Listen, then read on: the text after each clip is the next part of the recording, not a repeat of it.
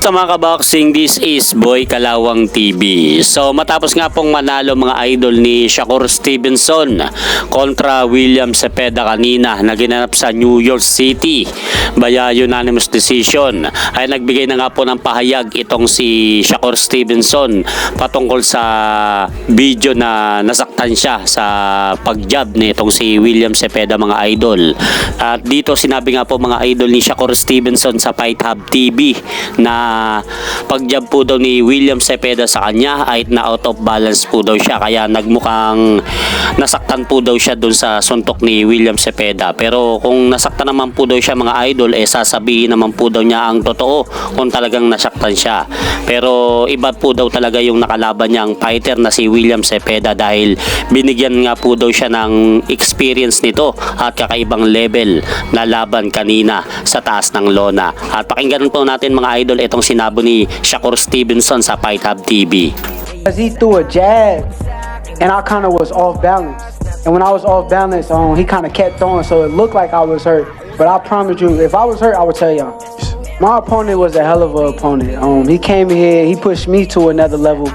He made... So yun po mga idol, napanood po natin yung sinabi ni Shakur Stevenson dahil pinanood nga po daw niya yung video ng laban niya, kaya nagmukha daw siya nasaktan sa suntok ni William Cepeda dahil na out of balance po daw siya. At sa kabilang banda naman po mga idol, sa naging main event na laban sa pagitan ni Edgar Berlanga at Hamza Shiras, eto mga idol, tinalo nga po ni Hamza Shiras itong si Edgar Berlanga sa pamamagitan ng 5th round technical knockout kanina, matapos nga pong pabagsakin ng 3 beses ni Hamza Shiras itong si Edgar Berlanga. So dahil po dyan mga idol, nakuha nga po ni Hamza Shiras ang panalo via TKO sa round 5 ng kanilang laban. At dahil po sa pagkatalo na yan mga idol ni Edgar Berlanga kay Hamza Shiras via 5th round technical knockout kanina sa New York City, ay inasar nga po ito ni Oscar De La Hoya. At dito sa isang video, sinabi nga po mga idol ni Oscar De La Hoya na ano po daw nangyari dito kay Edgar Berlanga at na-knockout ito ni Hamza Shiras sa ikalimang bahagi ng kanilang laban na hindi daw nagawa ni Canelo Alvarez noong naglaban sila nung nakaraang taon. Kaya ano po daw ang nangyari dito mga idol, at tinawanan pa nga po mga idol ni Oscar De La Hoya itong si Edgar Berlanga. At panoorin nyo nga po mga idol itong video ni Oscar De La Hoya ng pang-asar dito kay Edgar Berlanga. Oh my God! Shiraz, congratulations! Berlanga!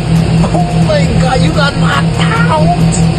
Oh my God! Oh, something Canelo Alvarez couldn't do! So yun po mga idol ang pang-asar ni Oscar De La Hoya dito kay Edgar Berlanga, at dinamay pa itong si Saul Canelo Alvarez sa pang-asar niya kanina. At hanggang dito na lang po muna ang aking update sa mga ganapan sa mundo ng boxing. At syempre mga idol, huwag niyo rin pong kalimutan, pakisuportahan niyo naman po muna ang ating munting channel. Maraming salamat po.